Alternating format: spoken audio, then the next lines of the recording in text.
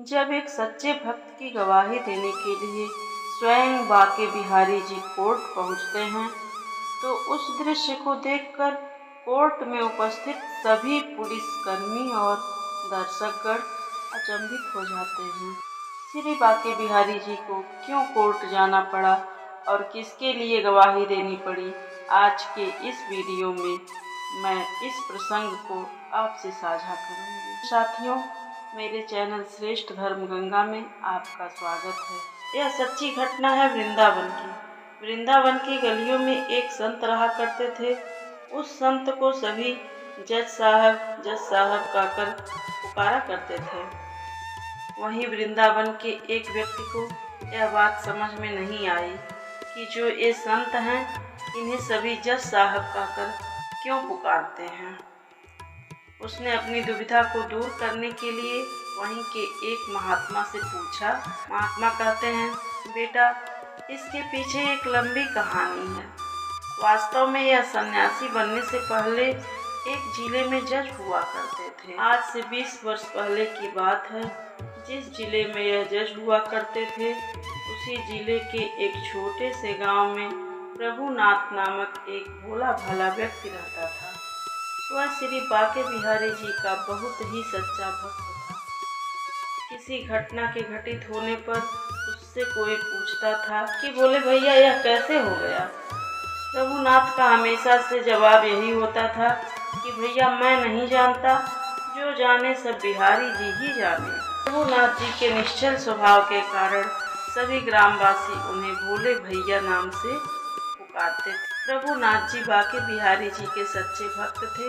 वह प्रतिदिन बांके बिहारी जी के मंदिर जाया करते थे और बिहारी जी की सेवा में लगे रहते थे। एक दिन प्रभुनाथ जी की पत्नी कहती हैं, अब हमारी बेटी विवाह योग्य हो गई है, उसके लिए एक सुयोग्य वर ढूंढकर उसका विवाह कर देना चाहिए। प्रभुनाथ जी अपने पत्नी से कहते हैं, भाग्यवान, चिंता मत करो, सब हो जाएगा। प्रभुनाथ जी की पत्नी कहती हैं, घर में एक दमड़ी भी नहीं है, कैसे सब होगा। प्रभुनाथ जी कहते हैं, तुम व्यर्थ में चिंता करती हो, हमारे बांके बिहारी जी की कृपा से सब हो जाएगा। यह कहकर वह बिहारी जी के मंदिर चले गए। संयोगवश एक विवाह योग्य वर जल्दी ही मिल गया और विवाह की तिथि निश्चित हो गई। प्रभुनाथ जी की पत्नी कहती हैं, हे स्वामी, बिटिया के विवाह का दिन आ गया है, 10 दिन ही शेष बचे हैं, पैसों की कोई व्यवस्था नहीं हुई है। पत्नी की बात सुनकर प्रभुनाथ जी साहूकार के घर की तरफ चल पड़े। साहूकार के पास पहुंचकर उन्होंने बड़ी सादगी से साहूकार को अपने आने का कारण बता दिया। साहूकार से ब्याज पर कुछ पैसे लेकर वह घर की तरफ चल पड़े। घर आने पर पैसे अपने पत्नी को देकर प्रभुनाथ जी बिहारी जी की सेवा के लिए मंदिर चले गए। वह दिन आ गया जब प्रभुनाथ जी ने बड़ी ही धूमधाम से दान दहेज देकर अपनी बेटी का विवाह संपन्न किया। बेटी के ससुराल चले जाने के बाद उन्होंने अपने दोनों बेटों को बुलाया। प्रभुनाथ जी ने अपने बेटों से कहा, अब तुम दोनों बड़े हो गए हो, अपनी अपनी जिम्मेदारियों को देखते हुए कुछ काम काज ढूंढ लो। दोनों बेटे बहुत ही आज्ञाकारी थे। वह दोनों अगले दिन ही शहर काम के लिए चले जाते हैं।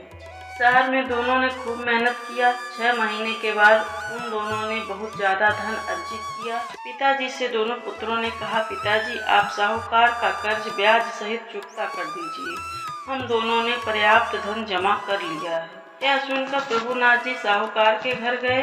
साहूकार प्रभुनाथ जी को देखकर कहता है, कैसे आना हुआ बोले भैया, क्या और भी कोई ज़रूरत है तो बताओ। प्रभुनाथ जी कहते हैं, नहीं साहूकार जी, मैं आपके पैसे ब्याज सहित लौटाने आया हूँ, कृपया मुझे मेरा हिसाब बता दीजिए। साहूकार को पहले से पता था कि बोले भैया पढ़े लिखे नहीं हैं। साहूकार के मन में लालच आ जाता है। वह प्रभुनाथ जी को फर्जी पर्चा बनाकर दे देता है और एक सही पर्चा बनाकर अपने बही खाते में रख लेता है। पैसा ब्याज सहित पूरा ले लेता है। बोले भैया पर्चा जेब में रखकर बिहारी जी के मंदिर में जाते हैं। चरणों में वह पर्चा रख देते हैं और उनकी सेवा में लग जाते हैं। कुछ दिन बाद साहूकार प्रभुनाथ जी के घर संदेश भेजता है और कहता है कि प्रभुनाथ उसके पैसे को ब्याज सहित चुकता कर दे। प्रभुनाथ जी यह संदेश सुनकर साहूकार के घर दौड़ते हुए जाते हैं और कहते हैं, साहूकार जी, मैंने तो पूरा पैसा ब्याज सहित आपको दे दिया था। साहूकार क्रोध में आंखें लाल करते हुए प्रभुनाथ जी को फटकार लगाने लगता है।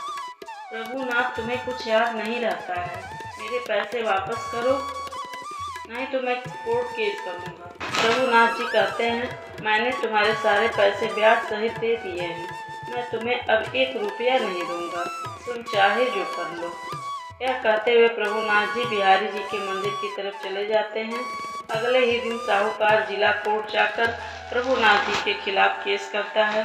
कोर्ट में प्रभुनाथ जी को बुलाया जाता है। जज के सामने कटघरे में प्रभुनाथ जी खड़े होते हैं।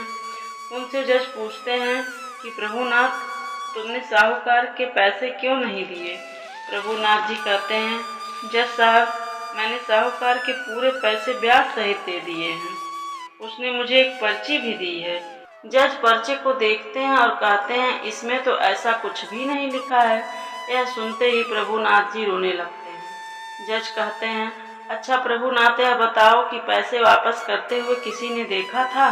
प्रभुनाथ जी ने कहा, हाँ, वहाँ मेरे और साहूकार के अलावा बिहारी जी भी थे, उन्होंने देखा था। जज सोचते हैं कि उस गांव में बिहारी नाम का कोई व्यक्ति होगा जिसे प्रभुनाथ बता रहे हैं। जज आदेश देते हैं कि बिहारी जी के नाम का वारंट निकाला जाए और उन्हें 3 दिन बाद कोर्ट में गवाही देने के लिए प्रस्तुत किया जाए। सभी कोर्ट से अपने अपने घर चले जाते हैं। अगले दिन सिपाही बिहारी जी के नाम का वारंट लेकर प्रभुनाथ जी के गांव आता है। वह बिहारी जी के नाम के व्यक्ति को पूरे गांव में ढूंढता है। दोपहर तक उसे कोई नहीं मिलता है। वह वापस जा रहा होता है, तभी रास्ते में एक बच्चा उसे दिखाई पड़ता है। वह बच्चे से पूछ लेता है, क्या तुम्हें पता है बिहारी जी कहाँ रहते हैं? बच्चा मंदिर की तरफ इशारा करते हुए कहता है, बिहारी जी तो वहीं रहते हैं। सिपाही सोचता है कि कोई मंदिर का पुजारी होगा। सिपाही मंदिर में प्रवेश करता है। वहाँ पुजारी जी दिखाई देते हैं। सिपाही कहता है, तुम कौन हो? पुजारी जी कहते हैं, मैं उनका सेवक हूँ। सिपाही कहता है, कागजात पर दस्तखत करो, बिहारी जी के नाम का वारंट है, उन्हें यह दे देना। घबराहट में पुजारी जी कुछ कह नहीं पाते हैं। वह दस्तखत कर देते हैं और सिपाही वहाँ से चला जाता है। पुजारी जब वारंट खोलकर देखने लगते हैं तो वह देखते हैं कि यह वारंट भोला भैया ने बिहारी जी को गवाही देने के लिए निकलवाई है। वह बिहारी जी से प्रार्थना करने लगते हैं और कहते हैं, हे प्रभु, आपका भक्त भोले भैया इतने भोले भाले हैं कि उन्हें यह भी ज्ञात नहीं है कि पत्थर की मूर्ति भला कभी किसी के लिए गवाही देती है। हे प्रभु, अपने भक्त की सहायता करो, उसका विश्वास टूटने मत देना, उसकी लाज रख लेना। पुजारी वारंट को बिहारी जी के चरणों में समर्पित कर वहां से चला जाता है। जब कोर्ट जाने का समय होता है तो सभी कोर्ट में पहुंचते हैं। प्रभुनाथ कटघरे में खड़े रहते हैं। जज उनसे पूछते हैं, प्रभुनाथ बताओ, क्या तुम्हारे गवाह बिहारी जी आए हैं? प्रभुनाथ जी कहते हैं, जी हजूर, वह आते ही होंगे। जज अर्दली को आदेश देते हैं कि बाकी बिहारी को बुलाया जाए। अर्दली आवाज लगाता है, बाके बिहारी हाजिर हों, बाके बिहारी हाजिर हों। तीसरी बार जैसे ही वह बोलने वाला होता है, बाके बिहारी, तब तक पीछे से एक आवाज आती है, हाँ जज साहब, मैं आ चुका हूँ। जिसके कपड़े फटे हुए रहते हैं, उसके सर पे एक पगड़ी रहती है, वह एक रुद्राक्ष का माला पहना हुआ होता है। वह धीरे धीरे कोर्ट की तरफ आने लगता है और उसके चेहरे से एक अलग ही आभा प्रकाशित होती है। वहाँ उपस्थित सभी लोग और जज साहब उसको देखते ही रह जाते हैं। कटघरे में बाके बिहारी को खड़ा किया जाता है और जज साहब पूछते हैं, क्या तुम बाके बिहारी हो? तो वह बोलते हैं, हाँ मैं बाके बिहारी हूँ। जज साहब पूछते हैं, क्या तुमने देखा था साहूकार के पैसे प्रभुनाथ ने वापस किए हैं?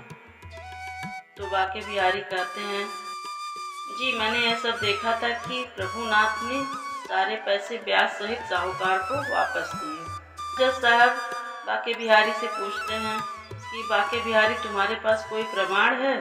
बाके बिहारी कहते हैं हाँ मेरे पास प्रमाण है। यह साहूकार जहाँ बैठता है उसके बाईं तरफ एक अलमारी है। उस अलमारी में 3 दराज हैं। बीच वाले दराज में एक बही खाता है। उस बही खाते के 35 नंबर पेज पर साहूकार ने सब कुछ लिख रखा है। यह सुनते ही जज साहब साहूकार से पूछते हैं घर में इस प्रकार से कोई अलमारी है? साहूकार बोलता है हाँ। तो जज साहब उससे चाबी लेते हैं और सिपाही को भेजकर वह बही खाता मंगवाते हैं और उस बही खाते को देखते हैं तो उसमें वही सब लिखा होता है जो बाके बिहारी कहे रहते। सबूत को देख करके अपने सिपाहियों को आदेश देते हैं साहूकार को बंदी बनाकर कारागार में डाल दिया जाए और प्रभुनाथ को बाइज्जत बरी कर दिया जाए। सभी अपने अपने घर चले जाते हैं। जज साहब सिपाही को बुलाते हैं और कहते हैं मैं बाके बिहारी से मिलना चाहता हूँ। तो सिपाही कहता है क्यों? जब से मैं बाके बिहारी को देखा हूँ तभी से मैं कुछ विचलित हूँ।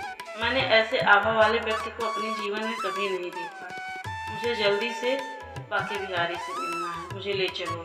सिपाही जज साहब को उसी मंदिर की तरफ ले जाता है। साहब कहते हैं कि बाके बिहारी कहाँ है? तुमने वारंट किसको दी थी? सिपाही कहता है मैंने तो इनके नौकर को दी थी। तब सिपाही पुजारी जी को ढूंढ कर लाता है। पुजारी उस मूर्ति की तरफ इशारा करते हुए कहता है यही तो है बाके बिहारी, यही तो हमारे मालिक हैं। मैं इनका सेवक हूँ, नौकर हूँ, सब कुछ हूँ, यही तो हमारे प्रभु बाके बिहारी हैं। उसके बाद से जज को पूरी बात समझ में आ जाती है। जज भावुक हो जाता है और बाके बिहारी के चरणों में गिर पड़ता है। सब कुछ छोड़ छाड़ कर वह वृंदावन चला जाता है प्रभु की शरण में। साथियों, आपको यह कहानी कैसी लगी? आशा करती हूँ कि यह कहानी आपको पसंद आई होगी। बोलिए प्रेम से सभी बाके बिहारी की जय।